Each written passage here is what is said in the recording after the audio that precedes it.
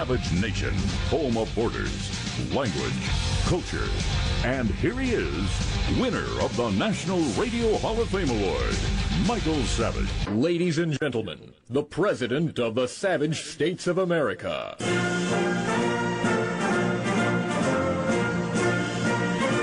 Yes, indeedy, we certainly live in our own world, don't we?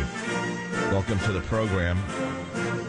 There's a lot of news that I will discuss, and I'll give you the topics right off the bat.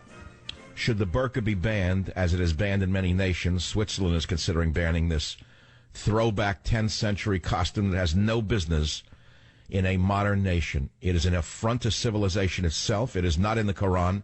It is a disgrace. That is why so many nations, including African nations, have banned this absurd costume. We will talk about that. We will talk about the big deal. Well, you know what the real big deal is, not Trump's statement about the Second Amendment. That's been talked about over and over again. They're going crazy over it. The really big deal are the 3 interns who've been found dead. Yeah, that's the big story. You know about that one? You don't know about that one? What Julian Assange, WikiLeaks guy, said? That the people who leak him stuff risk their lives, and one of them was just found dead? That's as close as he could come to saying what, well, let's put it to you this way. There's nothing new under the sun. We had 8 years of this, didn't we? Remember Vince Foster and all of that? That's topic number 53,000. But what I really want to talk about is the renewal of my contract for a moment and my career in radio, where I've been, where I am, and where I intend to go, with your indulgence. And so what I have for you today is some special things. I do. I have things for you that you may not have heard. Some of you may have heard some of them, including the original Virgin demo that I did back in 1993 before I was in radio, because many young people want to know how to get into radio. The answer is, what, are you crazy? Number one. But number two, when I put this demo together, I didn't know I could get into radio, and I want to play it for you. And then we have the Savage Nation trailer. We have Michael Savage battling liberal callers back in the 1990s. We have Michael Savage on KSFO radio when I was a local host circa 2000. We have a montage of the best moments of the show going back all these years. And I want to ask you something. How long have you been listening to the Savage Nation? Why do you keep listening? What is your first memory of this program? What is your favorite memory of this program? When did you first become a fan of the show? If you hate me, why do you listen? I mean, this is the part I don't understand. All of the progs, the jealous progs, the losers of society, listen to the show intently to hate me. I don't understand that part of it. If I don't like somebody, I don't watch them on television. I'll give you a list of people. When I see them, I click the channel because they're everywhere. I can't stand them. I can't remember their names. I just obliterated them from my mind. Oh, what's her name? Wolfie Goldberg? Wolfie Goldberg? Woody Goldberg? I don't know her name. I hate her. I think she's the most talentless hack in the history of the world. If I see her face, I click right through it as fast as I can. Larry David, if I see him, I reach for I can't say it, it's a family show. I think the man should be banished to Iceland to open a pizza stand without any electricity for the rest of his life, maybe through eternity. That's what I'd like to do with a guy like that. But never, why listen to me if you don't like me? I don't get that. As a fan of the show, what do you want to hear more of? Do you want to hear more news, more views, or more reviews? Because let me tell you something. We're in an election cycle. I don't have to tell you that. With less than, 90 days to go until one of the two will be president. Whether we'll ever hear from Trump again is a question mark, because although we put him where he is, his advisors currently are putting him where he is, which is not where he was, nor where he should be. And if, God forbid, he should lose, it would not be because I didn't try and because you didn't vote for him. It will be because of the cruise bots who stabbed him in the back. It will be because of the Weekly Standard rat who was never, ever, ever a reliable source. That kid from New York whose father bought him the magazine. This guy, the Never Trumpers. The cruise people who stabbed him in the back over and over again, watching their ratings plummet until finally they said, oh, yeah, I'm for him. Yeah, right. People are not that stupid. And so, yeah, I don't know what he's doing right now. I know that his managers are not trustworthy. I don't trust his campaign managers at all. I've told you that. I haven't minced words, and I suspect they heard that I have contempt for them because I think they're undermining him, frankly. And, there's an old Jimmy Durante statement that I'll never forget. He was an old comedian when I was a kid. He was still around. And I liked him as a kid. I didn't know why. He was a funny guy, and he had a certain persona of friendliness about him, so I gravitated to him. I always liked freakishly weird people, and he was freakishly weird. He was not a handsome man. He was a weird-looking guy, and I like weird-looking people because I think that they have to struggle harder than the good-looking people. So he had a statement. I think it's from him. He could have borrowed it from someone else. I think he did. Be awfully nice to everyone you meet on the way up because you're going to meet them all on the way down. That's what I'd like to say to Paul Manafort, because the people who put Trump where he is, who gave him the victories when he needed every ounce of help he could get, are the people who are going to put him over the finish line. And they have to remember that you are not the unwashed masses of to be taken for granted conservatives, okay? That's what I would like to say, and I just did. So, okay, we did that. Now I want to go back to the story of the day, which is on the Drudge Report. It's very important that you see it because the headline is very simple. Westwood One, that's my syndicator, has inked a multi-year renewal with myself, Michael Savage. It's an important story to me because I don't have to read you the thing. You can read it on your own your device off the Drudge Report. It was all over the media. It's a big deal. It's a big deal for me, and many of you said, well, I didn't know if you were going to stay in radio. Can I tell you the truth? Neither did I. This is not, people say, oh, yeah, it was a slam dunk. It wasn't a slam dunk. I got to tell you something. If you're young and struggling, nothing comes easy. Ask anybody in business, no matter how wealthy they are, if anything they've ever done comes easy. It doesn't. It is a lengthy, difficult series of discussions and negotiations that yield the fruits of your labor. And many people who are resentful of success do not know this. They assume that successful people have everything handed to them, that everything just comes to them, and they wonder why they don't have these things happen for them. I can't answer for the next man. I had 30 years of wandering in the desert.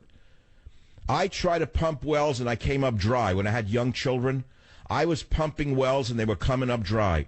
And I never, ever gave up. I never quit. I just went and got new drilling equipment and pumped a new well. And then it became such a joke within my own mind that I said I'm like a wildcatter who hasn't hit a gusher in 20 years. That's exactly what it was like. And there's the old Jackie Mason joke. I love that joke in the beginning when he came back from obscurity. And he said, yeah, I'm an overnight success. It only took me 50 years to get where I am. That's a great line.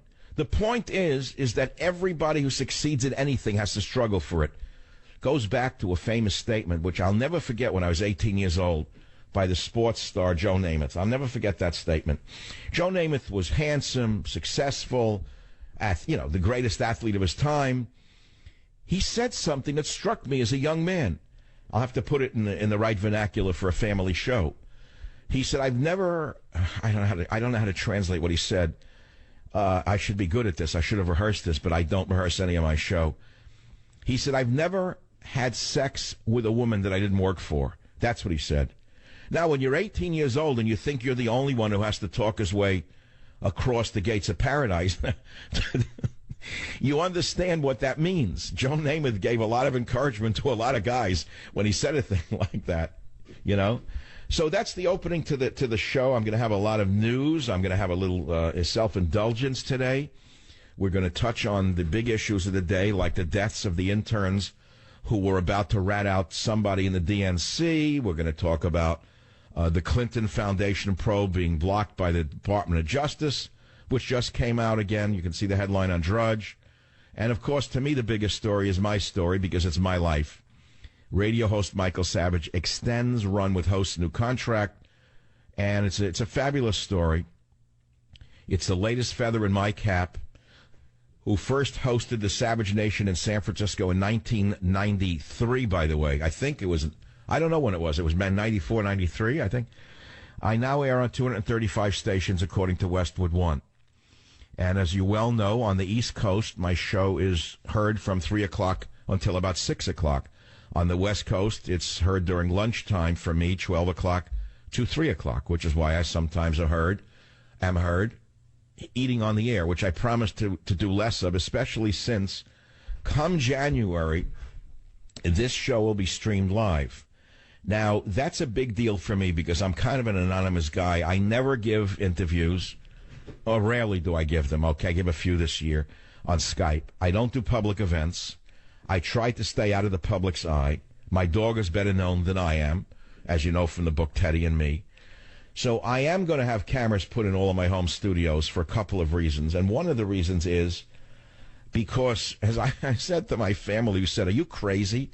Why are you doing this? You're a private personality. You're loved for your mind and your voice. Why do you want to have a camera on you?" And what I answered straight up is, I said to my family after they didn't know I was signing that in the deal. They only saw it last night, and one of them was very incensed over it that I'm going to do the camera thing. He says, "What?" So I said, "Well, there's a lot of ham in me, and all I've been serving for 22 years are the eggs." He laughed. He got the whole story. In other words, I do like to perform on my own terms, and every radio show is a performance. You ask the 3 or 4 people in my life who I have led in a radio studio, including some pretty famous people, they can't believe what I do physically during a show. I'll tell the story another way. Back in '94, when I was a local host, I had my young, handsome, successful son fill in for me one day on KSFO. People don't know this. So he did the show, I think, for 3 hours. He got off the air and he said to me, "How the heck do you do this, Dad?" He said, I didn't realize how exhausting this was. I didn't answer him because there's no answer for it. If the wellspring is there, it keeps producing the fresh water. If it's not there and it runs dry, you're just out of luck. But my arms move, my head moves, my body moves. And when I do the streaming come January with video, you will see some of the great things I have in my studios. Odd things, interesting things, beautiful things, antiques, non-antiques, dogs. You'll see Teddy. And then I'm going to do 2 20-minute segments that will not be aired on radio as well for subscribers only. And that would be whatever I want to do. Maybe you'll go to a restaurant with me for a 20-minute segment. Maybe you'll come for a ride with me in one of my cars. I don't know. We'll have to see what's going on. But I am going to take this syndicated show to new levels in January 17. I am going to create a 3-dimensional show. Number 1 on the station that you are listening to this show on right now, that is terrestrial broadcast stations, as a live stream and with special segments created only for subscribers. My friends, I want to thank you for making it happen. That's the reality. Without an audience, you know what? You got 2 Dixie cups and a string. And I really bless God, or thank God for the blessings of my audience every day. And if you think this is hyperbole, I can't help you. You're more cynical than I am. But the fact of the matter is, you ask the guys who are on the opposite side of my Skype screen, Robert Borowski on the board and Jim Verde on the phones. You got to go through Jim to get on the show. If I remember, I do make a little prayer before the show. Today I put my hand on a Bible as I'm in court, and I said, here's the Bible right here. You'll see it when the Bible with the 500 Post-its in it. I swear to tell the truth, the whole truth, and nothing but the truth, so help me God. Like swearing myself into a court of law. It's the best I can do. And that's it. This is the Savage Nation. I'll be right back to take your calls right here on the Savage Nation. Join the Savage Nation. Call now, 855-400-SAVAGE, 855-400-7282. Savage. The Savage Nation is sponsored by Swiss America, the only company I trust with my financial future. Call 800-289-2646 or SwissAmerica.com. It is the Savage Nation. I have so much that I would like to cram in to these 3 hours. I may need tomorrow to do it as well. I got to jump right to a caller, though, because they're as good as the things I'm going to play. And here we go. Wendy on WABC, you're on the air. Go ahead, please. Yeah. You asked, why do we listen to your show? So I'm going to tell you why I listen to your show. You're one of the very few talk show hosts that can synthesize a new idea. You don't constantly regurgitate talking points. Thank you. There's nothing more I can say because I 100% try to do so. I'm not going to knock anyone else. I think that Mozart speaks for Mozart, Salieri speaks for Salieri, and your piano teacher speaks for your piano teacher. Thank you for the call. And, you know, the issue that I want to bring up is this. Every show has its organic flow. I was telling it to the guys during the break. For example, the first segment of a 3-hour show, just a little inside thing, is the launch off the pad. Now, you watch rockets being launched. Do you know how much kinetic energy is necessary to launch that rocket? Most of it is in the takeoff. Am I right? You see all the power. You see the flame coming out. You see the rocket is hardly moving, right? And then slowly it goes up. Segment 1 of a radio show, remember, there's 3 hours, so it's 12 segments. The first segment is the launch. The second segment is almost the booster rocket where you want to get out of the atmosphere. The third segment, which we will go to after the next break, puts us into the stratosphere and so on. And, of course, the game is to not fall to Earth. That's the problem for most of us. I can speak for myself as well as anybody else. Most people who are good in talk radio and have succeeded can certainly get themselves into the stratosphere. But for how long they can stay there is another story. So I have wonderful things for you today to keep us in the stratosphere, including segments of childhood stories, the Virgin Demo, Love by the Sewer Plant, the Leatherman ends up with cancer, Louis the alcoholic who taught Savage how to bend nails with his bare hands, half man and half woman in Long Beach, the cultural phenomenon of crack pants, the nutty friend with a wacko mother who was on speed, the Chestnut Man outside the Museum of Natural History, right here. Join the Savage Nation. Call now, 855-400-SAVAGE. Savage.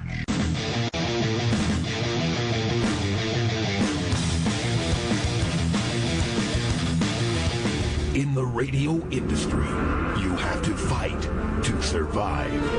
One man, one way. Michael Savage.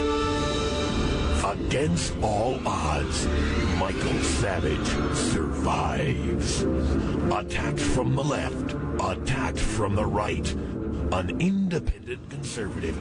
Borders, language, culture. Michael Savage. The Savage Nation. Michael Savage. He did it his way. Undaunted and fearless. Representing the heart of America. Fighting for America's soldiers. Fighting for America's policemen. Exposing the Islamo-fascists.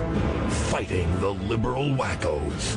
Speaking out against the excesses of the Republicans. Michael Savage, author of the New York Times best-selling books, The Savage Nation, The Enemy Within, Liberalism is a Mental Disorder, and The Political Zoo. No man can stop him. Michael Savage, going strong. That's very good. That was done a long time ago. That was done way back when, because all these new books have come out. And look, I would be remiss not to tell you, I'm so proud to I'm announcing again my last nonfiction book. And many of you say, it's hype, you're going to do another one. I don't think so. I spoke to my agent this morning. I told him I only want to do my previously unpublished novels and fantasies. And he's got somebody very interested in that. But Scorched Earth will be out after Labor Day. It's our last chance to turn America around. Let me read you two paragraphs from it. My intro is from a French scholar who you never heard of, who wrote this. Roman civilization did not pass peacefully away. It was assassinated. That says it all as far as I am concerned. Because if Hillary is not stopped, she will be the final assassin of this great nation of ours. Now, the last 8 years of progressive policies and open borders have poisoned America. Our Constitution has been trampled by a divisive president, and sadly, America is rapidly becoming a second world nation of terror, riots, mobs, and chaos.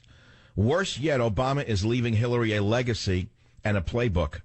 It's no secret that she plans to continue the Obama doctrine, which has determined that America will no longer exist as a sovereign nation. My new book, Scorched Earth, exposes Hillary Clinton as a fear-mongering opportunist, even as it shows that there is a way to save our cherished freedoms. Read the details in Scorched Earth and join me as we the people mobilize. As always, thanks for your support. You can pre-order now by going to Amazon.com, in bookstores a week after Labor Day. That's it. I think it's a very good summary. I couldn't say it better myself. Now let's go to some callers. Kenny on KSFO, line 6. Go ahead, please. What's on your mind? Dr. Savage, I'm a young gay liberal in San Francisco. I listen to you every day. I can't tell you how grateful I am to hear your version and your take on everything conservative. While I'm liberal, I try to understand the other side and where they're coming from, and I have to tell you, you're the only conservative voice that I trust. I can't hear anyone else, but I trust you. Look, I want to say thank you. We all want to hear that. I think why you listen to me, given your social, let us say, selection, or how you choose to see the world, is through a certain lens. I see the world through a certain lens that's different, and it's because I'm a lot older than you, right? I mean, you're a young guy. What are you, in your 30s? 35. Hello, Kenny. How old are you? Yeah, I'm 35. 35, did he say? I couldn't hear him very well. All right, so you're a lot younger than I am. But, Kenny, you understand that there are many worldviews in a multifaceted nation. I think the reason that you resonate with my show, whether you agree with me or not, is irrelevant. The reason you enjoy listening or want to listen at all is because what you hear in me is not so much the conservative viewpoint. What you hear is a reasoned viewpoint, number one. And number two, I would have to say an artistic viewpoint. I try to bring some of that to it, as well as just straight out diatribes. You know what I'm saying? If I just hit over and over again the same thing, I wouldn't listen to it. Well, you're very artistic, especially when you play the harmonica, but you absolutely... Oh, God, don't remind me. I think my family made me throw it in the bay, but I have it somewhere in the kitchen. But really forced me out of my comfort zone, and I really appreciate that. You're the only person who can do that for me. But okay, do you want a copy of Teddy and Me, or you want to wait for Scorched Earth, the free copy today? Oh, I'd love Scorched Earth. I'm sorry, which one? Scorched? Okay, stay on the line. You get Scorched. You'll get Scorched the week after Labor Day. I hope it's not as hot as... Okay, my friends, we're going to talk about other stuff, and it's a time to look back and a time to look forward for me in radio. And again, I want to say this. Look, come December, the election will be over. Either Hillary Clinton will be president or Donald Trump will be president. Nothing else is going to happen, no matter what you may think. No one else is going to be president. You hear me? It doesn't matter what you may think. That's it. One of them will be president. Most of us don't accept that. We don't even recognize the reality of that statement. Come the day after the election, that's going to be the reality. One of them will be president. And we're all going to have to learn to live with that fact and live with each other. So, given that I just signed an extension of my radio deal for quite a while, and that I hope I have many years left, that's of course not up to me, it's up to God, you have to ask yourself, do you think I'm going to get up every day? Let's say Trump wins, for example. Do you think I'm going to get up every day and sit here and be Trump's PR man? I'm not going to do that. This is not going to be what I'm doing. I don't do it now. Why would I do it then? I don't find politicians the be-all and end-all of my existence. They're not the stars, the moon, and the sun.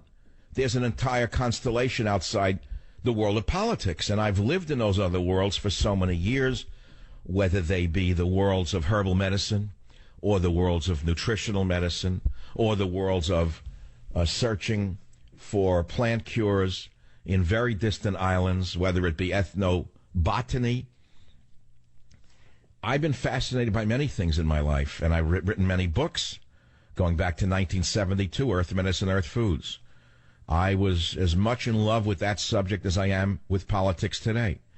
In 1975, I thought I was going to save America from the loss of trees in cities. Would you believe it? I did a whole book. It took me years to write Plant a Tree, a working guide to regreening America. I was like Johnny Appleseed.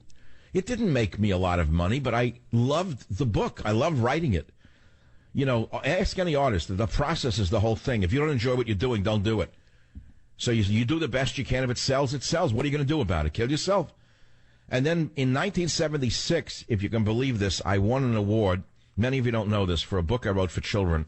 It was called the Outstanding Science Book of the Year, I think, Bugs in the Peanut Butter, Dangers in Everyday Food. Wow, was that ahead of its time. Man's Useful Plants. Then I got into home brewing in 1977. I wrote a book, The Taster's Guide to Beer, Brews and Breweries of the World. I ate and I drank that topic. In fact, I remember going with friends here in San Francisco to Tommy's Joint. I don't go there much anymore. And tasting beers of the world for the book. I took some pictures in there. 81, I wrote The Way of the Skeptical Nutritionist. 82, The Art of Feeding Children Well. 83, Nutrition Against Aging. 83, Secrets of Fijian Medicine. 83, A Novel, Vital Signs. 84, Getting Off Cocaine. That's a very interesting story. Yeah, I don't want to get into it and get distracted, but it was a book so ahead of its time. I'll never forget getting a letter. There were no emails then. A letter from a doctor who ran a treatment center for coke addicts in the Bronx, New York. Actually, it's the Bronx. I don't even know it's the Bronx or Bronx, New York. I think it's Bronx, New York. It's like the Brooklyn. Anyway, he was a doctor from the Bronx, New York, and he said, I used the program you described, and it actually works. Because, of course, it works. Then in 84, The People's Herbal. 86, Maximum Immunity. Houghton Mifflin published it. Went into 16 languages. How to Fortify Your Natural Defenses Against Cancer, AIDS, Arthritis, Allergies, even the common cold. 87 was one of the greatest passions of my life at that time, reducing the risk of Alzheimer's. And, in fact, I ran a small research group called the Alzheimer's Research Organization. It wasn't well funded, but one individual who's dead now was a wealthy art dealer whose father died of Alzheimer's. He took a liking to me, and he was funding my research in a small amount of money. He was a great guy, so I was able to write those books. 89, The Complete Book of Homeopathy. 92, The Herbal Bible. 93, Healing Children Naturally. I republished it, by the way, in 07. It's on my website. 94, Herbs That Heal, Prescription for Herbal Healing. 95, The Antioxidant Cookbook. There's a lot more. I can't believe this list. I mean, this is crazy. 91, The Death of the White Male. Now, think about that one. In 1991, before I was in radio, I published a small pamphlet, The Death of the White Male, The Case Against Affirmative Action. Interesting. 95, The Compassionate Conservative Speaks. That's after I was in radio already. 03, The Enemy Within. 05, Liberalism as a Mental Disorder, The Political Zoo, Psychological Nudity, Banned in Britain, Trickle-Up Poverty, Abuse of Power, Trickle-Down Tyranny, Train Tracks, A Time for War, Stop the Coming Civil War, Countdown to Mecca, Government Zero, Diseases Without Borders, Teddy and Me, and The Scorched Earth. So you say, how in the world, how prolific you are? Well, okay. Does it mean that I should be ashamed of the fact that I am prolific? I never saw a society like this, the one I live in, and I have to be very, very generic about this. You know, you got to hand it to the liberals. They support each other. They rarely ever say anything negative about each other. They give each other awards. They give each other Grammys. They give each other the Academy Awards. They support each other with banquets. I'm sad to tell you that the conservatives rip each other to pieces. They don't support each other. Take a look at what goes on. You all think that we're all friends. I'm sorry to tell you we're not all friends. Everyone wants the other one to fall on his face and collapse. I am sure that this announcement this morning of this long-term contract renewal made a lot of people very miserable. I'm sorry to tell you that. And some of them pose as stalwarts of America, stalwarts of the right way in America. The right way, everyone else is the wrong way. Only they know the right way. And you have to judge for yourself how much of this is hyperbole, how much is real. I get the same accusations, but, you know, I have to live with my reality. I know that I'm going to give myself a litmus test now. I really don't have to give myself a litmus test now. My work speaks for me. Let's put it to you that way. Let's leave it at that. You decide. I'm not going to hear sell myself on. I love the guys who say they're more conservative than the other guy. The other one's not real. He's a fake one. This is not a real one. He's a real one. I'm not a real one. I'm the real one. He's a fake. Come on. Do you ever hear liberals say that about each other? Have you ever heard a liberal say, I'm a real liberal, the others are pseudo-liberals? I've never heard that. Why do they all support each other? And because of that, Hillary is gaining momentum. And because of the backbiting of the backstabbing conservatives in the media, Trump is collapsing, by the way. After ripping him to shreds for 6 months, suddenly they're all supporting him. The never Trump people are the reason Trump is falling apart. Do you understand that? And it's the same elements here in the radio business or in the television world. You think everyone at Fox News loves each other, for example? With those lawsuits swirling around? All of those Frum girls, those clean as the driven snow, all of them clean as the driven snow. Every one of them. Oh, he looked at me. Roger Ailes looked at me. I was shocked. I had never had sex in my whole life. Although I dressed like a harlot in a Saudi Arabian cat house, I am shocked that Roger Ailes looked at me and hired me for my looks when all I was selling were my looks. I am just stunned. That's why I wore 4-inch heels to a preview for the job with Roger Ailes and a skirt up to my panties. I am just shocked that he looked at me that way, and I have to sue him right now. Yeah, they all love each other over there at Fox News. That's a little distraction from what I wanted to do, but I had to clear the air a little bit, that's all. And I'm glad I did. So we're going to have a little bit more insights here. Of course, today is a little self-indulgent and celebratory. And again, I don't want to lose some of the big topics that I did mean to get to, and I hope you review some of them for yourself. But do you know that senior German ministers are calling for a ban on wearing the burqa? Do you know that there are countries that ban this 10th century prison for women? The full burqa and niqab ban, France. You can't wear that garbage in France and so forth. Banned in Belgium since 2011. Banned in Chad. Banned in Cameroon. Banned in Niger. Banned in Congo. Banned in Tessen, Switzerland since 2016. Why do you think this 10th century costume is being banned in all of these nations? It's not even in the Quran. It's a scam. I'll be back. Join the Savage Nation. Call now, 855-400-SAVAGE, 855-400-7282. Savage. The Savage Nation is sponsored by SwissAmerica.com, the only company I trust to protect my wealth and financial future. Call 1-800-289-2646. We are celebrating today and doing some news as well on the Savage Nation. Westwood One inked a multi-year renewal with me, and it's all over the radio media, which means it's all over the media. It's been on the Drudge Report since the morning.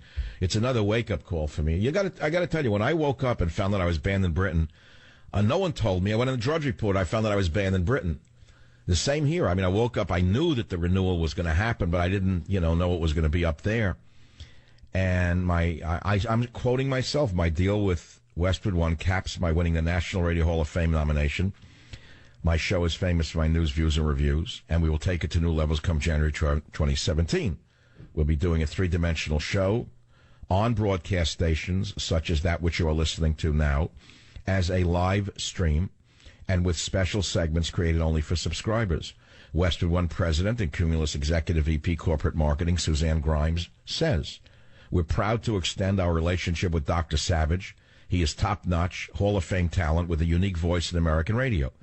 He has some of the most engaged fans and is a proven, consistent ratings generator. We look forward to many more years together." Thank you, Suzanne. My friends, this has been a wonderful hour for me, and I hope to keep it up in the stratosphere in the next hour. I hope you'll be with me because I do have all of the news, including the Trump Second Amendment scandal, which is not a scandal. But what about the death of those interns who are on the way to the FBI, such as Seth Rich? Hear anything about that, my friends? Oh, it didn't make it to your local rag, did it? Join the Savage Nation. Call now, 855-400-SAVAGE, 855-400-7282. Savage.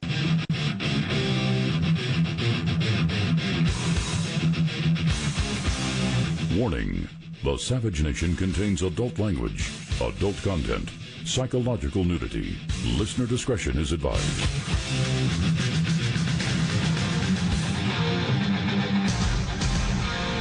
And now, America's most exciting radio talk show, The Savage Nation, home of borders, language, culture. And here he is, winner of the National Radio Hall of Fame Award, Michael Savage. The world's coming to an end if either one of them wins. And yet the world will not come to an end if either one of them wins. In fact, America will go on if either one of them wins. So, yeah, I know which side I'm on. I've given it my best. But I'm not going to, kill myself over this. There's nothing more I can do. So welcome to the program. I'm talking about the big news on the renewal of my contract, because to me it's a big deal. To you it isn't, all right? To me it is. To the next man it means nothing. To me it means something. It's still on the Drudge Report. I'm shocked. Radio host Michael Savage extends radio deal, adds cameras to Savage Nation. I got to tell you something. Usually, if an article's written about me and it gets on the Drudge Report, I keep saying to you, that's like the big board. It's like the New York Stock Exchange. There's little boards, there's mini boards, there's blogs, there's obscure little scribblers here and there, and then there's the big board. It's like, this is the New York Stock Exchange. So I see it up there. I don't know how, and it only stays up, these articles, if people go on it, if there's traffic fun. It's like it's like the movie. Remember Live and Die in L.A.? I told you about last week, that soundtrack, that pounding soundtrack from that movie, which comes back to me, Robert. Did we ever get the good part of that? We never did. That To Live and Die in L.A. thing, bam, bam, bam, bam, bam, that movie from the 80s. I saw another movie from the 80s. I couldn't believe this movie. The actress was so unbelievable. I didn't know who she was. I forget the movie. Oh, The Grifters. And I was watching The Grifters. I'd never seen it. I wasn't that interested in it. It wasn't that good. It's a little all over the map. Scorsese produced it. He was going to direct it. Then he produced it. I didn't know she was that compelling looking. I mean, she was remarkable in that movie. Not the older one with the wig. The other one who married the guy who allegedly with the Lemmings. I don't remember her name. But she is still around as an actress. It's funny. Yeah, Annette Bening. I'll tell you the funny thing about this story that I'm about to tell. You know how in movies, you watch a movie, a screen test. In a screen test, the Caesars of Hollywood determine whether a person has the ability to hold an audience. That's all it's about. That's all a screen test is. Will they watch her? Will they watch him? That's all. I don't care how smart they are or whatever. They've got to have that, what's it called? I would call it screen glue. I just made up a word. Screen glue. Do they glue you to the screen? She glues you to the screen. Okay? There are actors who do. That's the same in radio. Either we glue you to the speaker, right? Or we're dead. That's why I say the theme of To Live and Die in L.A., even though I'm not in L.A., I'm in another place. It's the same thing. It's that pounding theme. Bang, bang, bang, bang, bang. And nothing happens by itself. Nothing happens by accident. No matter how big the person is, and there's people a lot bigger than me in this field and in others in terms of money, not in terms of talent, mind you, they work every second of their life to stay where they are. No one gave it to them. And this is the problem with this growing socialism in America. The have-nots are being told that anyone who has achieved anything had it handed to them or stole it from them. This is what leads to a revolution. This is what leads to what's going on in Syria, building this resentment. And that's why Bernie Sanders, who knows much better, was such a dangerous element in this campaign. He was fostering the big lie that there were haves in society who stole it from the have-nots. That's why I hated Bernie Sanders, because I come from New York. And although I left New York in 1967 or 68, I knew the type. They were the worst types in the city. They were shunned by all of my relatives.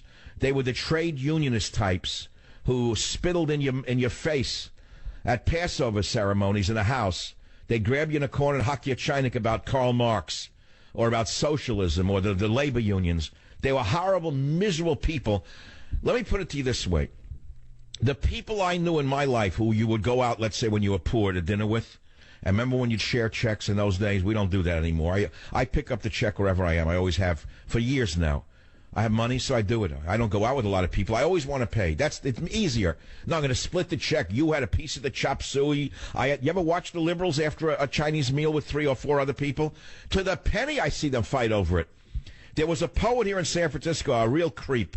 If you ever went out with this guy, this bookstore creep, he would leave 5 cents for a tip after cutting the check up to the mill.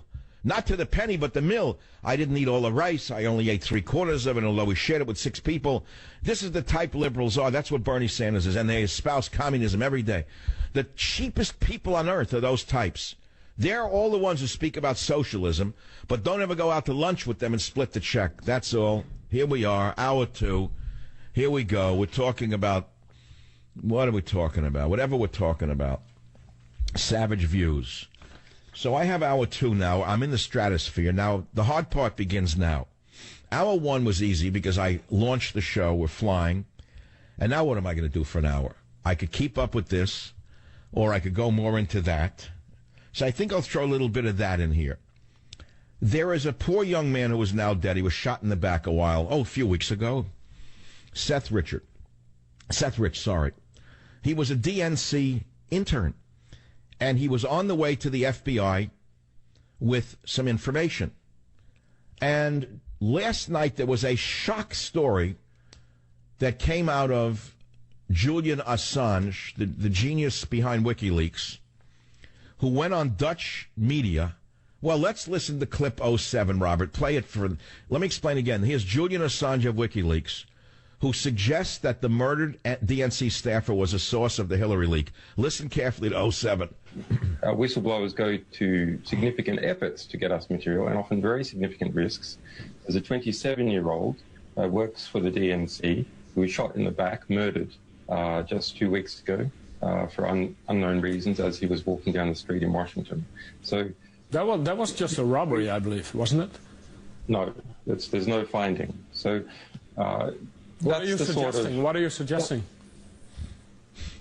I'm suggesting that our sources take risks. Okay, that's as close as he could come to telling you another Vince Foster with the thumb on the trigger. So now the poor kid's father, the dead kid, God rest his soul, his heartbroken father, Joel Rich, has this to say in clip 8. If it was a robbery, it failed because he still had his watch, he still had his money, he still had his credit cards, he still had his phone. So it was a wasted effort, except we lost a life.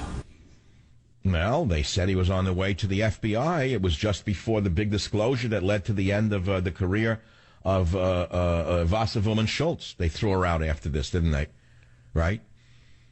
So here we go again. And all you're hearing about is Trump and the Second Amendment because of something he said last night, which, by the way, was stupid. Incidentally, stupid. Play clip 9 for the stupidest thing Trump ever said.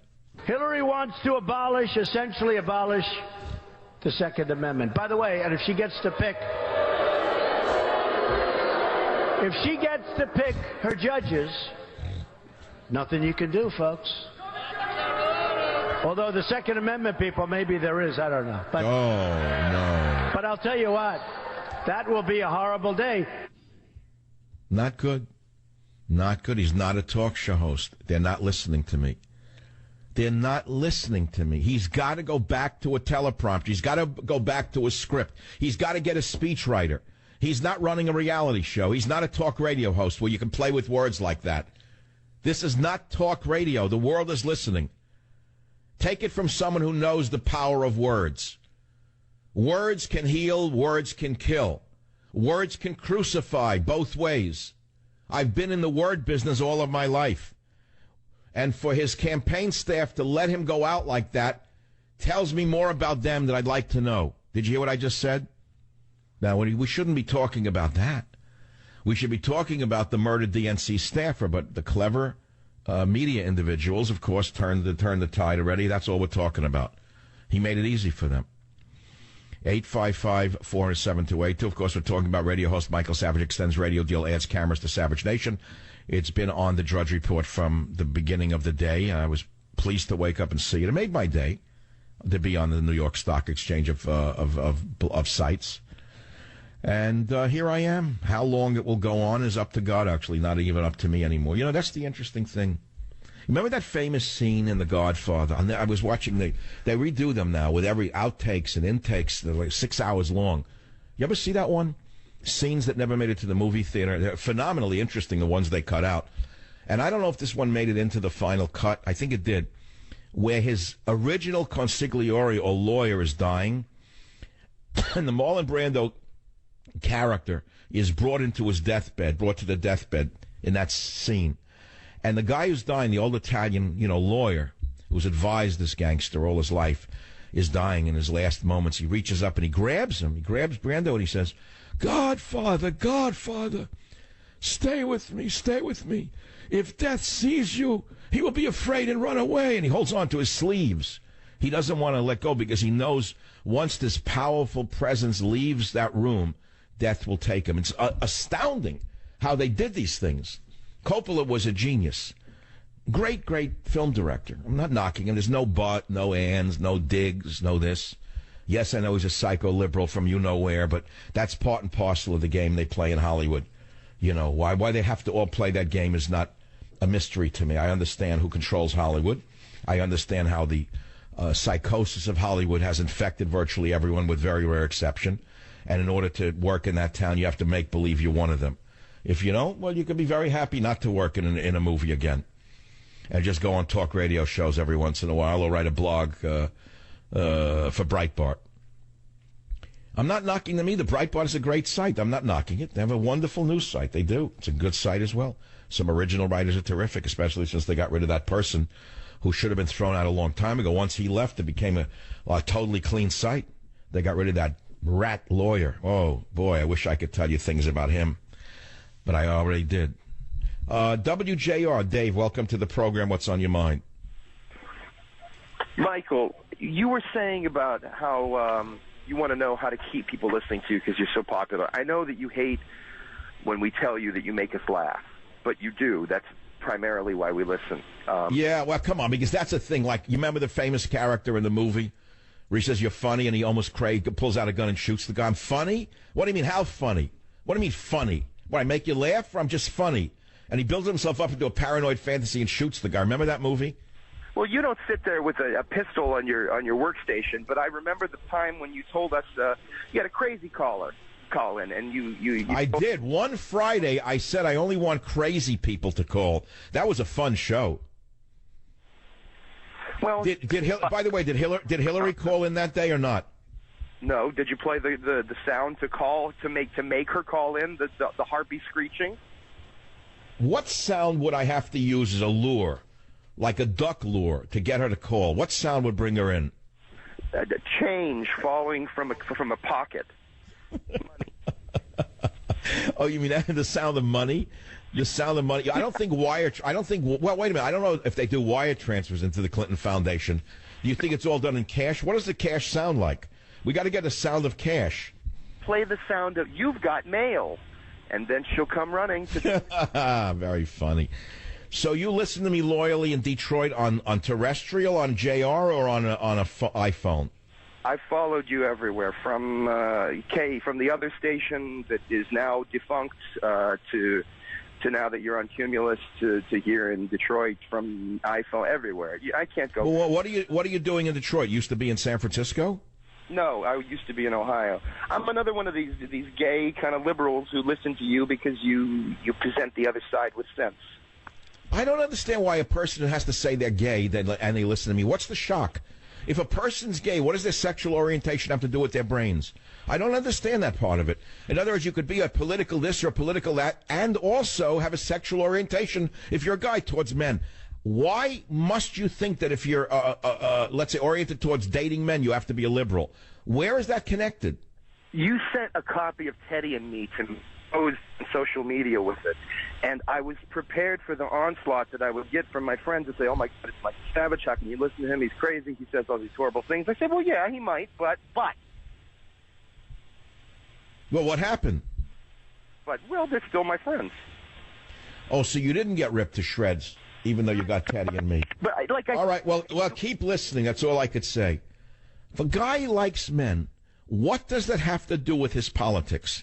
How could he not be a natural political conservative who's going to vote for Trump, who might, and I say might, just protect him from the Islamists within, while she'll bring in 30 or 100,000 or 300,000 of them who will put all gays at risk?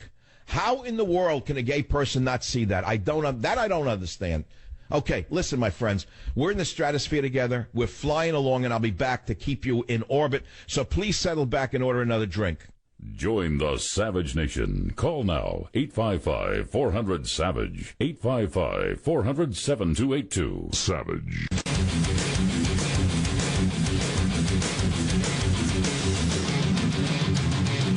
It is the Savage Nation. WikiLeaks has decided to issue a $20,000 reward for information leading to conviction for the murder of DNC staffer Seth Rich. Interesting that it didn't make it to your local newspaper, Pravda. Interesting that Wolf Blitzer hasn't touched the story. But if Trump burps, it's headlines around the world. People die with strange associations to the DNC while nothing is robbed. Not even a blip on Wolf Blitzer's radar. Never heard the story. Doesn't know anything about it. Well, okay, let's go for the callers. While we're celebrating here, and I haven't gotten to some of the great stuff I want to do on the program. The Virgin Demo, Love by the Sewer Plant, the Leatherman ends. I like the Leatherman ends up back where he started, having lost everything and gets cancer. That's one of my favorite stories from the old years of the Savage Nation. It was in Train Tracks. Many of you understand that book is a quintessential book of stories from years ago. It's a great book. Or Louis the Alcoholic, who taught me how to bend nails with my bare hands. I like that story. Do you know, I can remember to this day Louis sitting at our table, showing me how to bend a nail. I was a skinny kid. I was shocked that the nail bent. Join the Savage Nation. Call now, 855-400-SAVAGE, 855-400-7282. Savage. Why am I obsessed with this death thing? I don't understand. Comes up this morbidity. I don't know if people like it or not. Maybe I should eliminate it from my act. I'll never forget when the New Yorker wrote that article by Kalefa Senna. He noticed that I was obsessed with this issue of death, and that every other going way back. Well, look, if you've read, you remember the hippie era? Raise your hand if you remember, and you know where I'm going. You can read my mind if you're a long-time listener. Remember the Teachings of Don Juan, that book, that time, and the age of the psychedelics? In the Teachings of Don Juan, this Mexican curandero discloses his view of the worlds, and he says that death is with us all the time. I know it's like, oh, I don't want to hear that. No, I live in the Hallmark world. Mickey Mouse, Donald Duck, Technicolor, Disneyland, Prozac, alcohol, beer, pot, death go away. But he said that death is with us all the time, travels with us. That's how see the thing about the mescaline trip, that he sees that, and whatever that means, I'm just saying. So there it is. But in my culture, you see, this is the problem. I'm a man displaced. I'm from New York, who's been in the Bay Area of California since 1974, but I'm like a displaced person here. The people here are sick. I remember when I first moved here, the stupidity that I used to hear, the idiocy, such as, oh, embrace death. They were all like pseudo-Buddhists. They didn't even know what Buddhism was, but they were like mock Buddhists, former Catholics, former Jews, who suddenly embraced Buddhism, put on the clothes, put their hands together in Chinese restaurants. You know the type.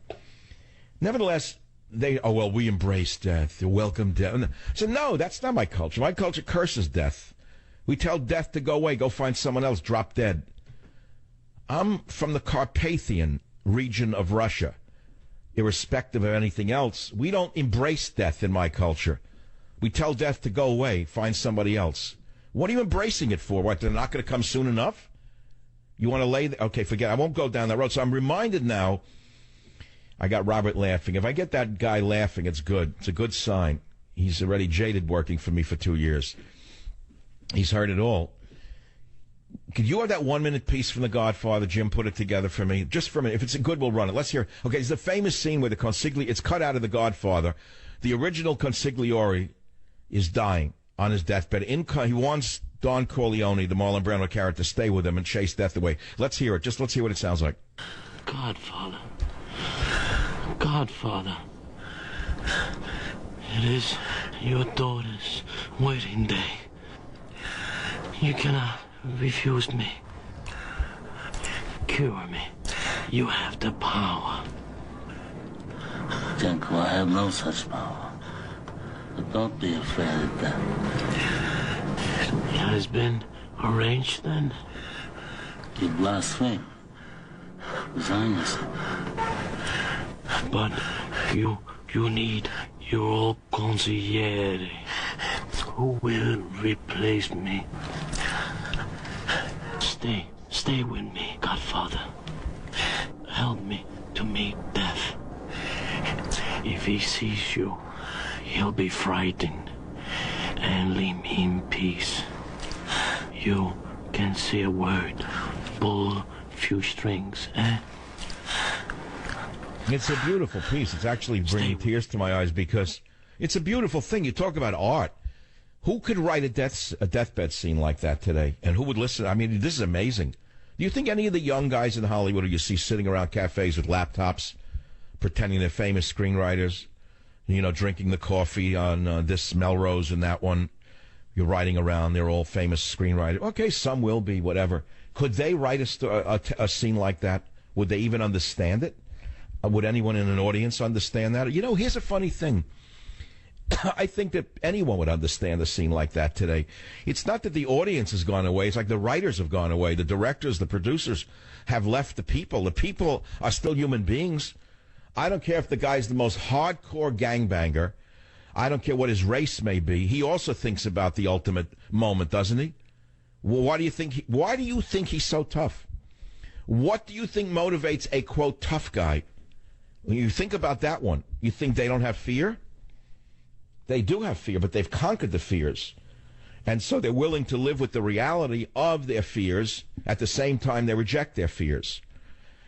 I became a new fan of the Bruce Lee movies, the early ones. I don't know how it happened. I was watching an old Bruce Lee movie. I was knocked out of the living room watching the early movies, how incredible this guy was.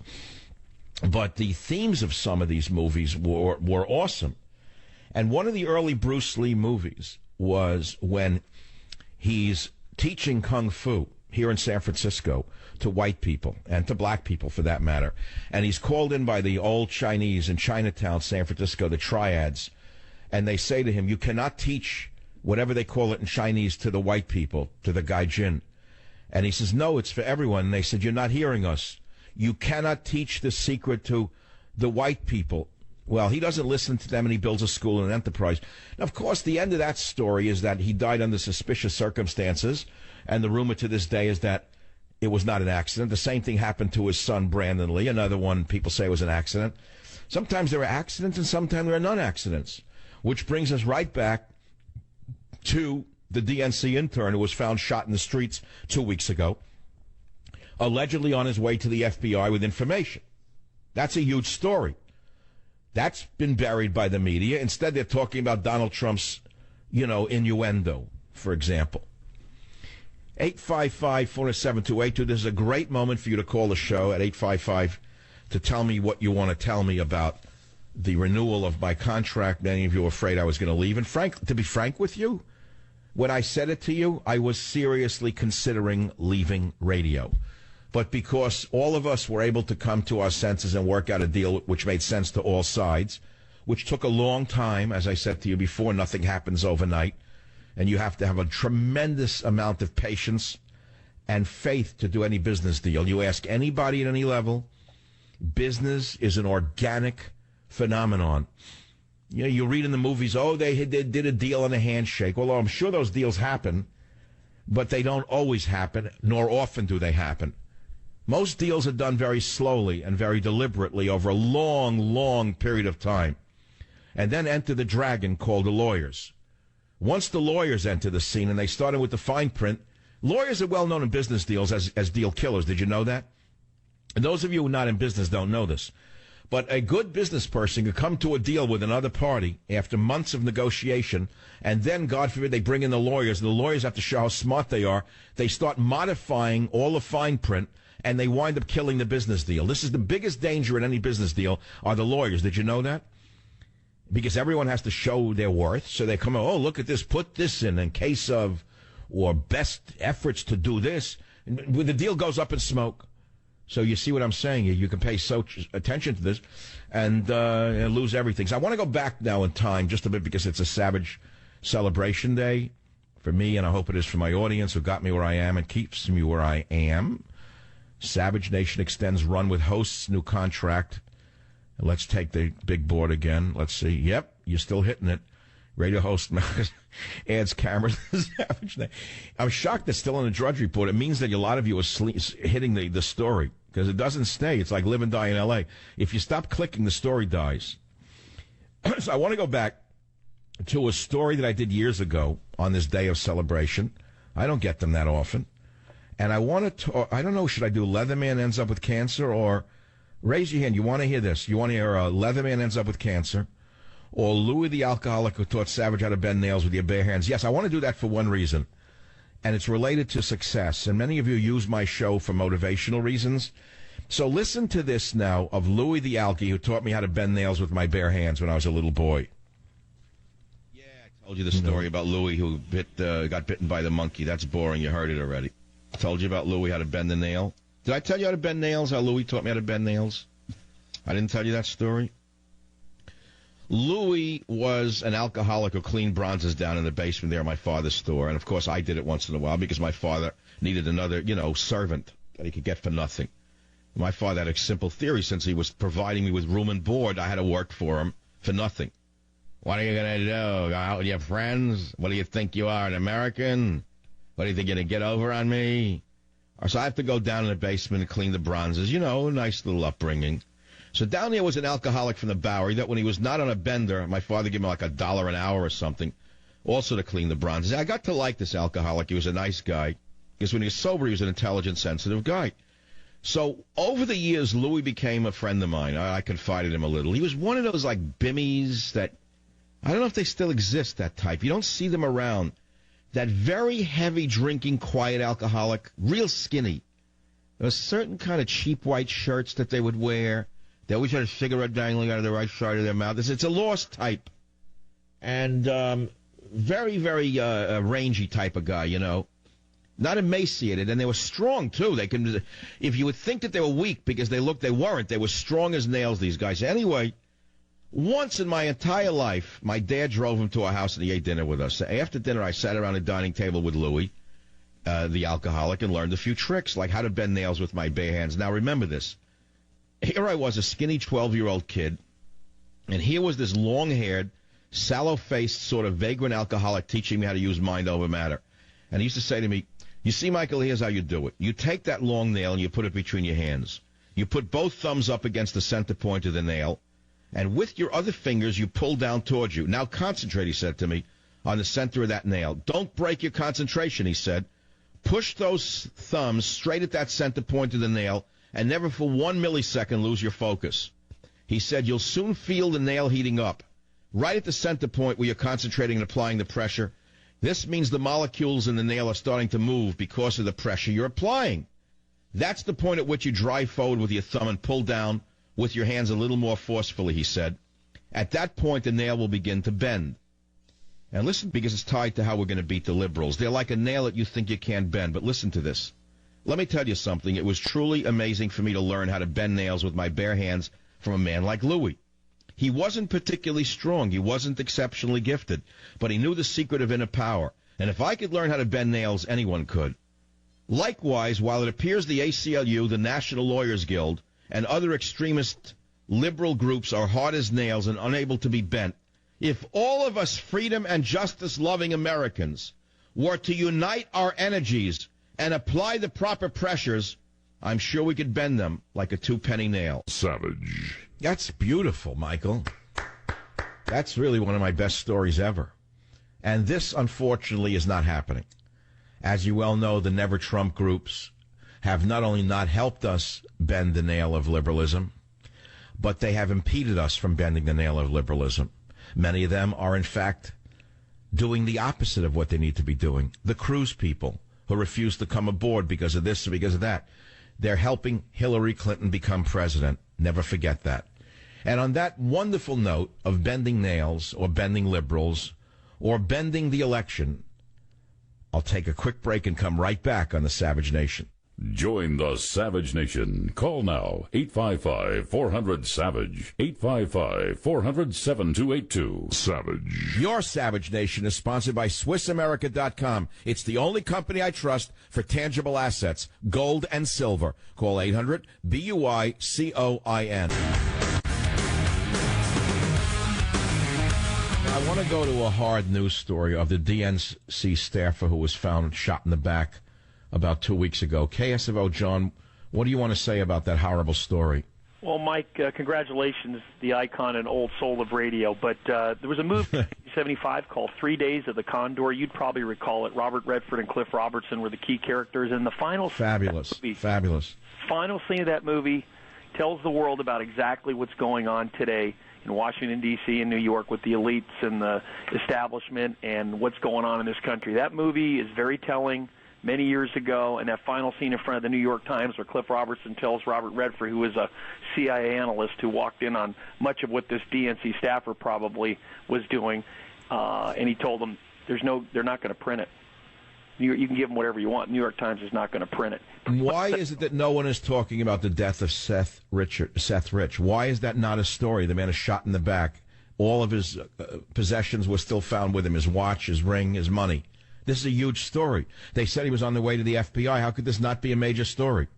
Last time I checked, all those people in and around the Clintons from the Arkansas days when he was Attorney General all the way up to yesterday or today, they don't talk about any of it. And it's just telling about the media. And that movie, people should go watch it. I'm not a movie guy, but that movie tells... Well, John, Julian Assange of WikiLeaks gave an interview in Holland, I think, just yesterday, which I just played.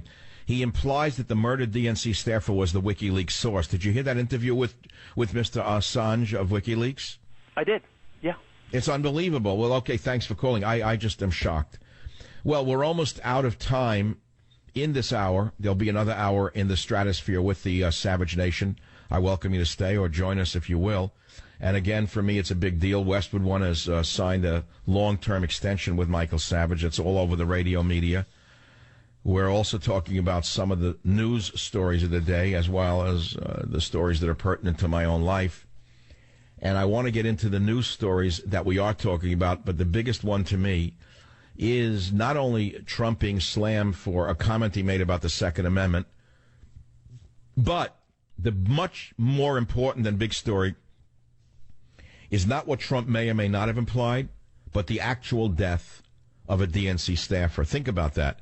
Think about how twisted Pravda is, that they would take a statement Trump made and read something into it that he never implied and make it as though he actually killed someone. And by the way, he's been visited by the Secret Service today. Did you hear that? The latest news? The Secret Service has interviewed Donald Trump because of the statements he made about the Second Amendment yesterday, while there's been no comment whatsoever about the strange murder of Seth Rich, who was allegedly on the way to the FBI with damning papers about the DNC. Secret Service today rushed the stage at a Hillary rally, propped to keep her up from falling over while making a speech. Actually wasn't today. We're looking backwards now. Actually, it was today. It's another one, another rush job to prop her up. It's like the paper woman. How much longer can she take this? Join the Savage Nation. Call now, 855-400-SAVAGE. Savage. Warning. The Savage Nation contains adult language, adult content, psychological nudity. Listener discretion is advised.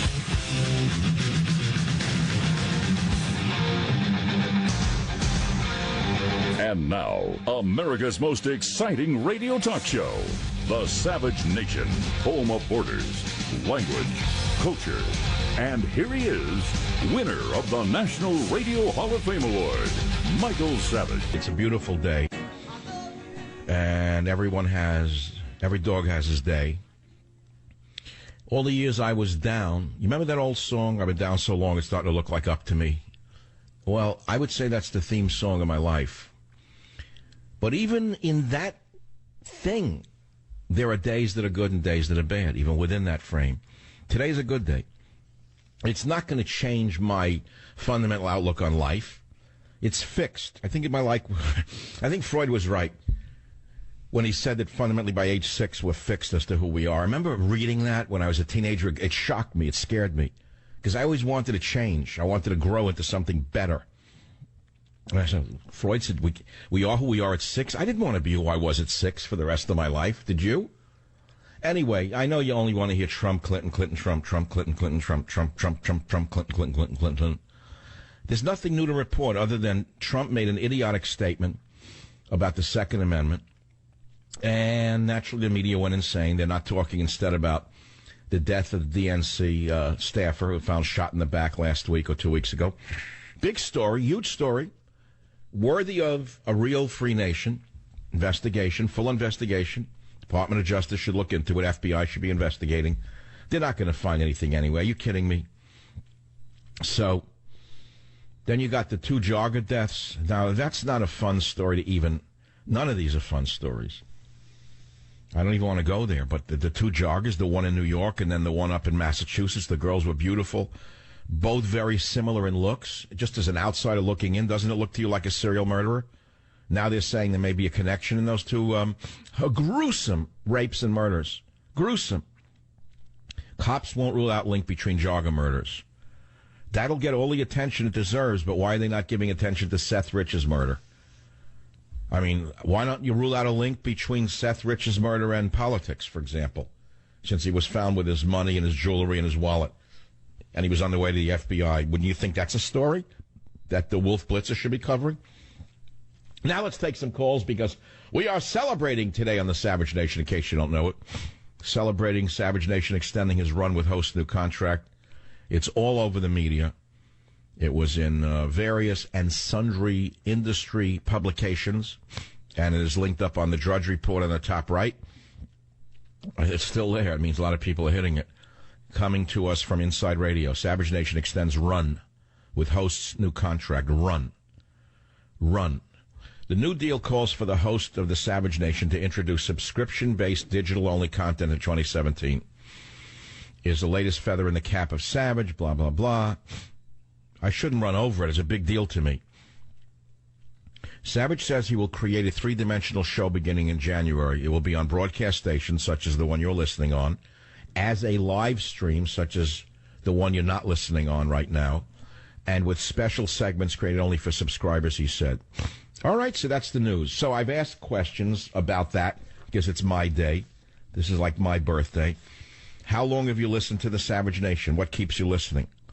What is your first memory of the show? What is your favorite memory of the show? When did you first become a fan of the show? What do you want more of? What do you want less of? Is there anything you would like to hear more of during the show? What do you feel must be included in my upcoming Radio Hall of Fame speech? I promised you something, didn't I? Didn't I promise you that when I give that speech in November, God willing, at the Radio Hall of Fame, because you elected me? Remember, it was a contest between me. I can mention his name, Sean Hannity, talented guy, he lost, and other people, they lost. It shows you this is not the biggest show by any stretch of the imagination in terms of audience, and yet you were the most loyal of all the audiences. Think about that one. And I promised you something, didn't I? I promised you that in the little acceptance speech, I would say it's because of my audience and my message of Borders, Language, and Culture, because I want that to go into the time capsule of the Radio Hall of Fame of what we are living through during this reign of terror under Barack Obama for these last 8 years. And we had this knock. We had it made. Trump could have won. He still might win. Had it not been for the Never Trumpsters, particularly the Cruz people. They have so undermined him, along with the miserable establishment fake Republicans out of New York and Washington. I don't have to name them all. You know who they are. Because of them, Hillary just might win. And then what are they going to say? Better her than him? Are you crazy? Are you really that nuts? So those are some of the things that I want to talk about on the program. I want to go to the callers right now. Let's begin in San Francisco, my home station of KSFO. Keith, line 1. What's on your mind, Keith?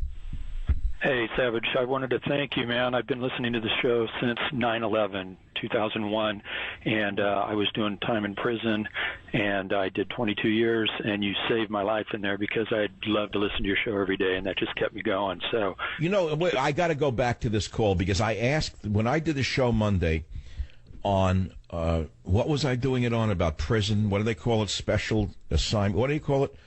Where like you say you're gay, they put you in protective custody. Did you hear that show on Monday? I did. Yeah, and I was very curious about protective custody and how you get in it, and is it what they showed on Ray Donovan and all of that. What were you in for? 22 years means it was murder. Correct. You care to disclose anything about it, or you want to put it behind you? It was domestic violence. All right, well, there's nothing to be said to that. I frankly didn't know that inmates were allowed to listen to anything they wanted to on the radio. I was quite surprised they had that freedom. But that is true, correct? Yeah, there was a lot of guys that loved you. Another inmate told me about you, and it was the day that the towers were attacked. And so I'm a big nationalist, so I turned you on, and I said, oh, my God, this guy has the answer. So I just kept listening to you, and I just love your show. Well, let me ask you, so let's say you're listening to my show in a prison, and you have a radio on or earphones, like earbuds? I had earbuds. Yeah, because I would think that you'd have people in the next cell saying, I don't want to hear it or something, right? That would happen, correct. Right. You're going to have people conflicting even if they don't want to conflict, just for the mere fact that they don't want to listen to what you're listening to. The issue of dominance and fighting, I would think, in a prison would consist of virtually over everything from how much potatoes got put in the plate to what you're listening to. So I would think it'd have to be in private. But does this break down according to ethnic groups? Like, would white guys listen to me more than others? Yeah, it does, definitely. I don't think the show is that big in the the northern Mexican block. No, it's not. And we remember you talking about San Quentin and some of the programs there, and a lot of guys hated your guts, but I would always defend you. So Wait. What programs at San Quentin? They would talk about us having photography classes and. Oh yeah, I was wrong. Let me tell you, I was wrong. I've revisited that. I personally think that if a person's stuck in one of those hellholes, the more benefits that they can get, the better. I mean, unless they're radical Islamists, I would not even put them there. I'd send them to Siberia. Well, they would be, if they were radical Islamists, they would be in protective custody because, believe it or not, there are a lot of patriots in there. And they, after 9/11, man, a lot of guys, if you were against the United States and saying bad things, man, you better shut up because you're going to get stuck. Well, I want to know why they're even in our prisons. I want to know why we don't outsource them. Since we outsource jobs, we outsource industries, we outsource factories. Why don't we send them to Siberia and let the Russians treat them the way they're very famous for treating prisoners in northern Siberia? Why do we have to spend $60,000 a year giving them halal meals and Korans? Why not send them on a one-way ticket to northern Siberia and let Putin take care of them? That'd be a great idea. In fact, He's saying that's a novel idea for Donald Trump. Let him say that at the next rally. Let's see what happens. I can just imagine what would happen if he said that. Well, I hope you've rehabilitated. I'm sorry. How do you rehabilitate after 22 years in the can? You do a lot of groups, and you have to go to the parole board, and then they got to find you suitable. So it's not just doing time. You got to show them that you've changed. So I got a job now. Parole boards are filled with some of the craziest people on earth, aren't they? Oh, totally crazy. The worst. I happen to know. I know this from when I was young in New York. I knew one person who was a parole officer. She was as crazy and as wild. In fact, crazier and more wild than most of the prisoners when she wasn't, let's say, in her role as a parole officer. She was a horrible human being on all around. But that we can't generalize, can we? All right, listen, this is a great call. Thank you for expressing that. I'm sending you a copy of, well, if you name it, you gain it. What's the book coming out after Labor Day? You know the name. Oh, no, but I love The Political Zoo. Do you got that? I don't. I can only send you Teddy and Me, but I'll gladly tell you the name of that book, Scorched Earth. Stay on the line, you get Teddy and Me. That brings us to the next call. Where are the women? Where did my Savagettes go? They're not here. Where are the Savagettes? I think this is a good spot to play another short piece from the past. And I think that the one I would like to play, which is not that long, would be the Half Man and Half Woman from Long Beach. That would be clip 061610. Robert, do you have that one, the Half Man and the Half Woman? Let's see if that one fits right here on the Savage Nation. Old-time stories in the midst of it all, right here on the Savage Nation. I got to tell a Half Man, Half Woman story in Long Beach. I'm not talking about the supervisors of San Francisco. I'm talking about a long time ago in New York City. Dad had a small antique store. I told you he sold clocks and figures and statues, mainly 19th century French, and some of it was very good. So amongst the many customers, one of them was a circus performer in the freak show of Ringling Brothers who would get up there, half man, half woman. I don't know, he had a breast on one side and the other side he didn't. I don't know how they with a half a beard. But, after work, he was a regular person, and he lived in a house in Long Beach, like one of those little Godfather houses.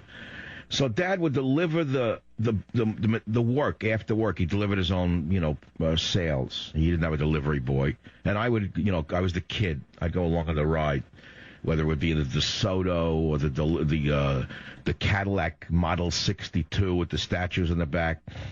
And we'd pull up late at night because this guy didn't like to come out during the day. I'll never forget this as long as I live. So the circus guy, the half-man, half-woman, ring, ring, who's there? Blah, blah, blah. So the guy opens the door, but he can't open the door all the way. He can only open it a crack. Why can he only... And he has to, pull the door and push stuff to get...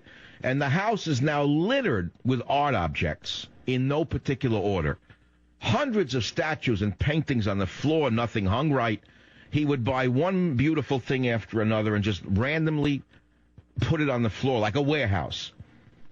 And what was that? Nobody knew. I knew. I was a kid who thought on those long rides out to Long Island and the long rides back, those long winter nights over the Williamsburg Bridge in the car with the sound of the grated metal underneath the tire as your car went over it, looking down from the childhood at the ships that came back from the Korean War with the painting of the LST and the Brooklyn Navy Yard. All the way through to this, I figured out what it was. This guy was a freak. He was ugly in his own mind. So he compensated for his ugliness by buying beauty. And he needed to surround himself with beautiful things as much as possible in a compulsive way.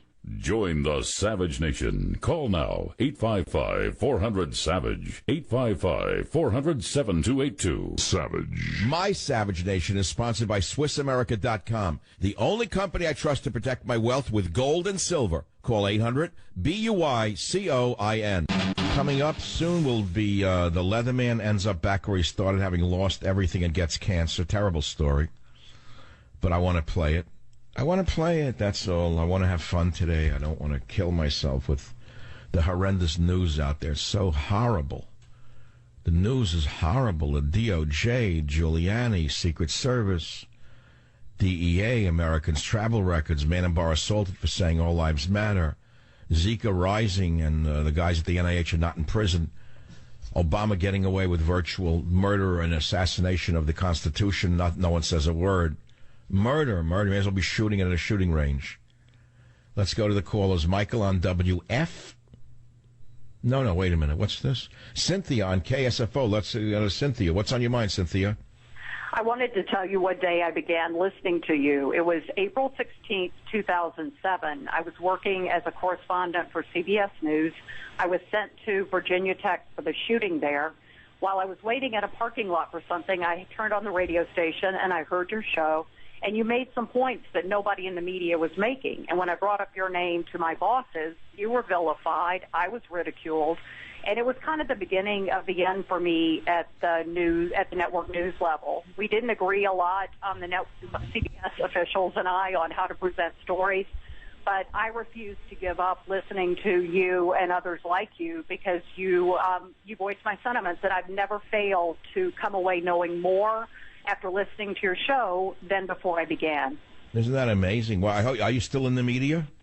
No, I'm not, and I'm grateful that I'm not, because I would be embarrassed to say I was in the media with what's happening. This is not the media. This is opinion. It's not news reporting. Yeah, no, you're right. I'm in the opinion business, and I don't hide it. They're in the opinion business. They make believe they're journalists. Of course, that's the problem. I'm sending you a free copy of Scorched Earth, which will be out right after Labor Day. Thanks for that kind commentary. Let's take one more caller on the Savage Nation right now. WJR Richard, line 6. What's your topic? Please fire away. Yes. Thank you, Dr. Savage. It's an honor to talk to you. But I got a beef with you. No, say it already. Well, you're saying with Donald Trump, he comes on and he says the NRA, what the NRA should do is go against Hillary, or the suggestion is that somebody shoot Hillary, I think is what the media has suggested out there. I heard that. I what he said. I didn't think that at all. What do you think he said when he said, but the Second Amendment people can stop her? Politically, they could stop her. Oh, of course that's what he meant. But that didn't stop Obama from sicking the Secret Service on Trump today. Did you hear that story? Yes, I did. For a while, I listening to you. I listened to you. Can you believe that? Well, thank you for bringing it up again. That's right. Obama's Secret Service went and interviewed Donald Trump because of a statement he made on the campaign trail that has been widely misinterpreted by the Celenterates in the media. Yes, my friends, I'll be right back. Join the Savage Nation. Call now, 855-400-SAVAGE, 855-400-7282. Savage. Savage Nation extends run with host new contract. This is a day of self-indulgence in the Savage Nation, and I hope that you are still with me. If you started 2.5 hours ago, I know I'm still with me, so hopefully some of you are still on the airplane. Let's take some callers on the program. Michael on WFTL in West Palm Beach, even though it's Fort Lauderdale. I visited that great station. Michael, welcome to the Savage Nation. What's on your mind from, well, Fort Lauderdale? Savage, I wanted to congratulate you on all your wonderful accomplishments, and I also wanted to tell you as to why that I've been listening to you for these many years. I found you by accident at one point, but it's not by accident. Everything I feel comes for a reason. I was looking for something that that told the truth, at least the way you tell it, and that you're not afraid to tell the truth, just like Donald Trump, and you also make your program very entertaining and not boring like some of these other programs that are on. Well, we don't have to knock them. The Solieris do the best they can. Well, thanks for listening to the Mozart Hour on the Savage Nation. I appreciate it. 855-400-7282. Let's go to, we have so many great callers. There's an open line. KLIF. I haven't heard from KLIF in weeks now. Where are they? Connie on KLIF. I have good numbers on that station. What are you doing, Connie? What's on your mind? Sir, I've listened to you for almost 20 years. You've been a source of not only, I hear your heart, more truth, more reason, more logic. In a 3-hour period that I can get an entire month, where will we go, Michael? You cannot retire. You know that. The smile. Well, Connie, listen, I am fundamentally a teacher. I've always been a teacher. And all good teaching has an entertainment component to it, or else it's boring, right? But this is my classroom. This is where I am. This is the whole thing. It's when I get up here, I realize I'm speaking to people who want some of what I've got to talk about, and I do, and sometimes it's more interesting or informative than others. I admit that. And some days it's more self-indulgent than others. I admit that. Some days it's purely entertaining, which is good also, because remember, people need some relief, don't they? We love you. Thank you for loving me. Thank you for loving me. KSFO, San Francisco. Christina, line 5. What's on your mind, Christina? Go ahead, please. Hi, Dr. Savage. I have been a loyal listener of yours since 2001. I was 19 years old in college. I started listening to your show after 9/11.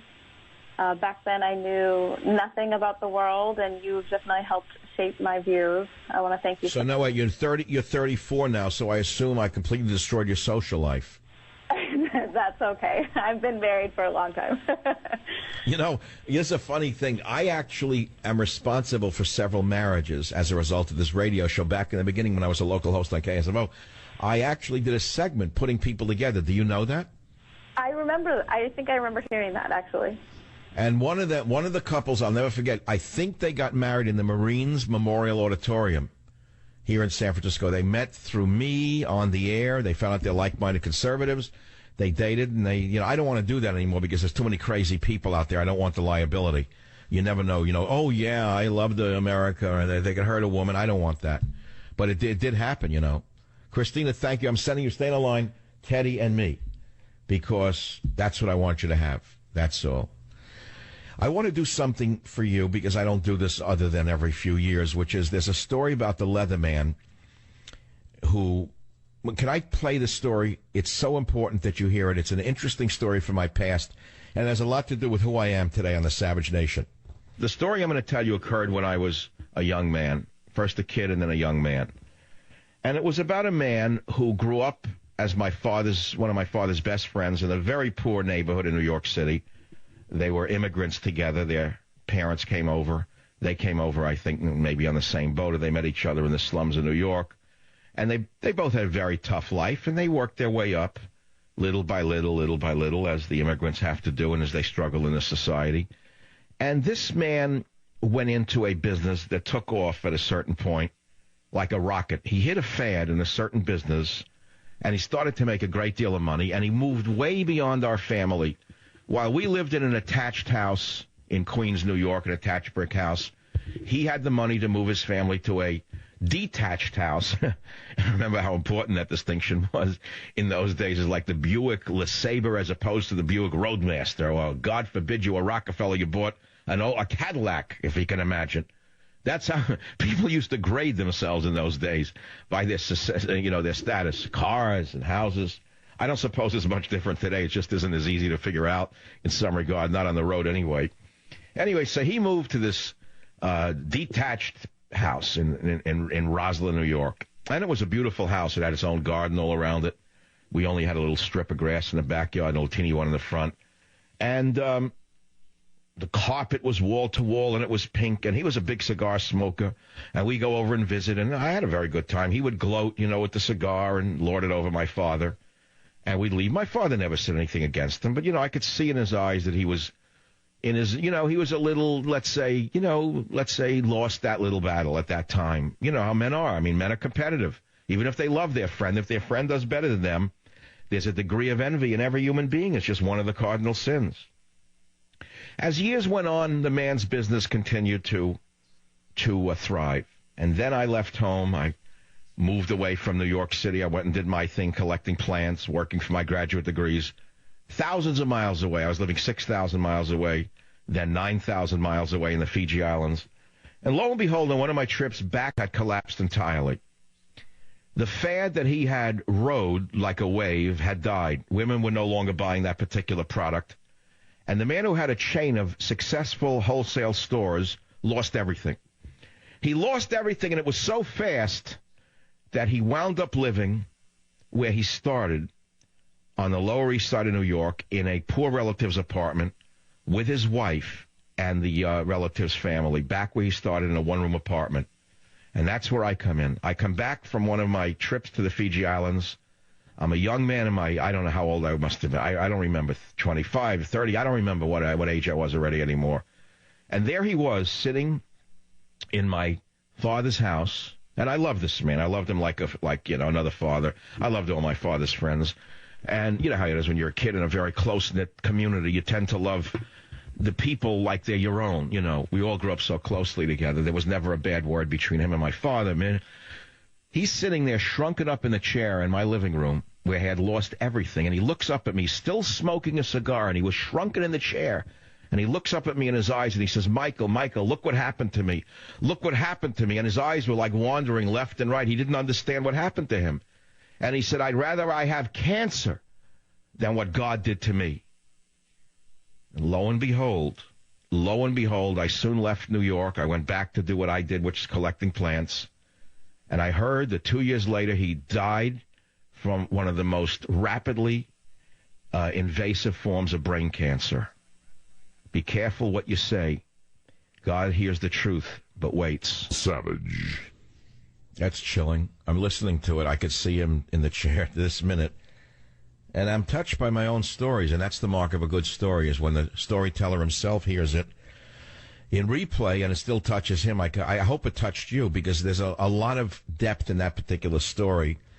In that, as I listen to it, I imagine my listeners today hearing it, especially immigrants who listen to talk radio in order to learn the mores of the land and to learn the language that they want to learn. I can just imagine how they could relate to a story like that, maybe more so than people who are not in that milieu of being new to America. They can relate to it better. But I understand all you want to hear is Trump, Trump, Trump, Clinton, Clinton, Clinton, and I will do that at another time. In fact, I want to talk about what you want to talk about. Let's go to Marilyn on KBET Radio. Marilyn, what city are you calling from? Chico, California. Okay, what's on your mind, Marilyn?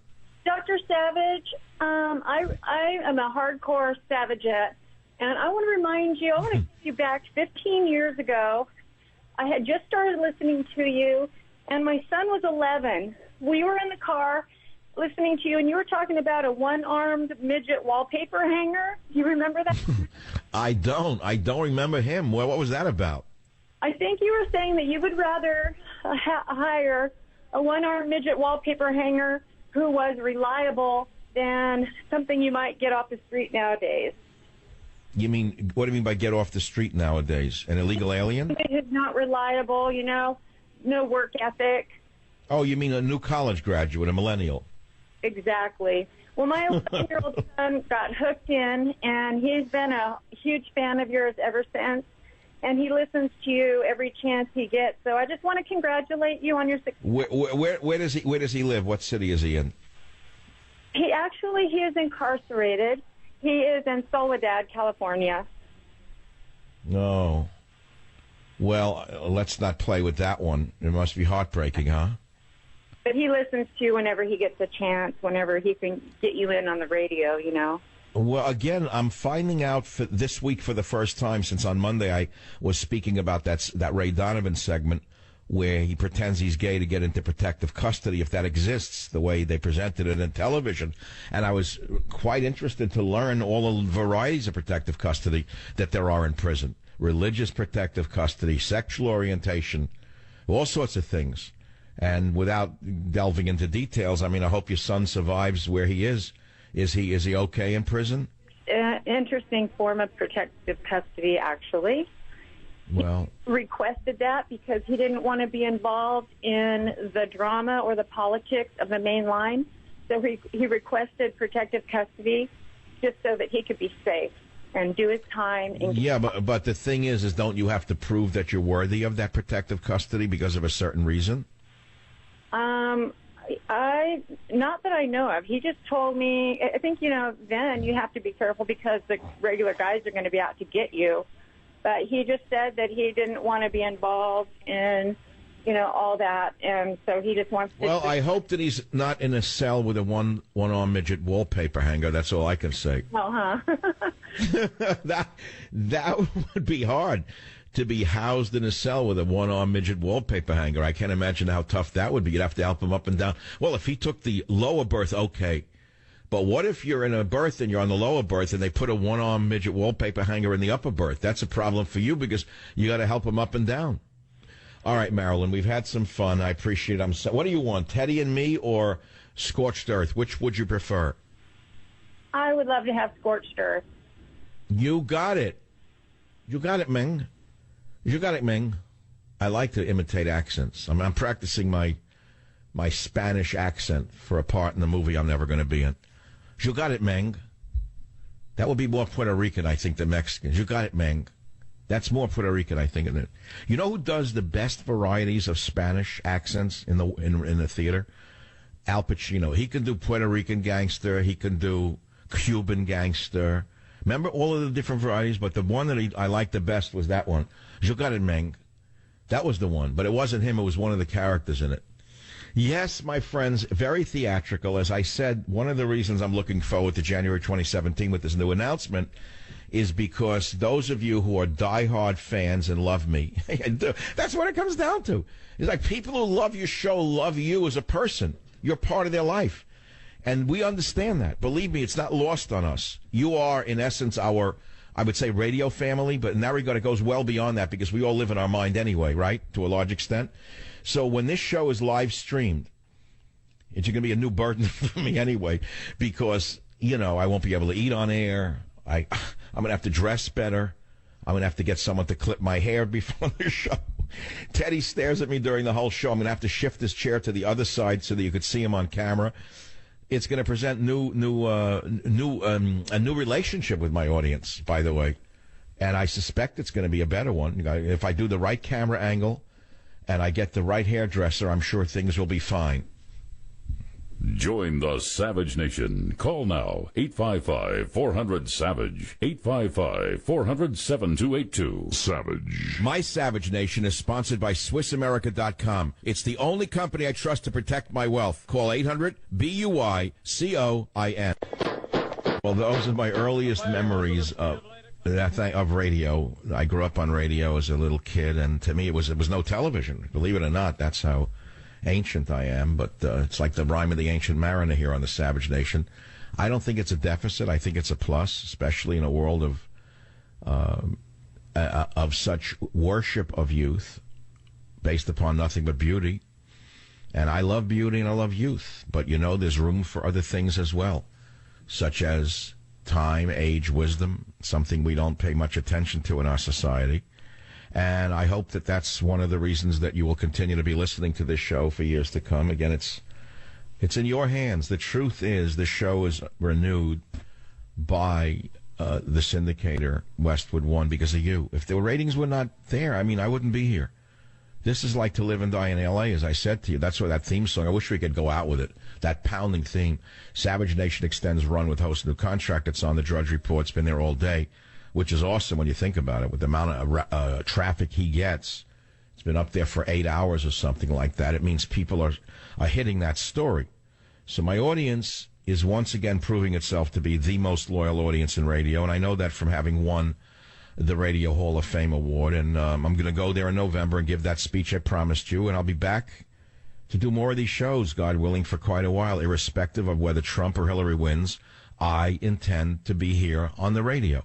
It will not be all politics. It will be news, views, and reviews. It has to be, because at the end of the election, we have to put it behind us. There's no, how much can you take of this? Can you take any more of this after the election? Yes, of course. But having said that, I'm sorry the show is over.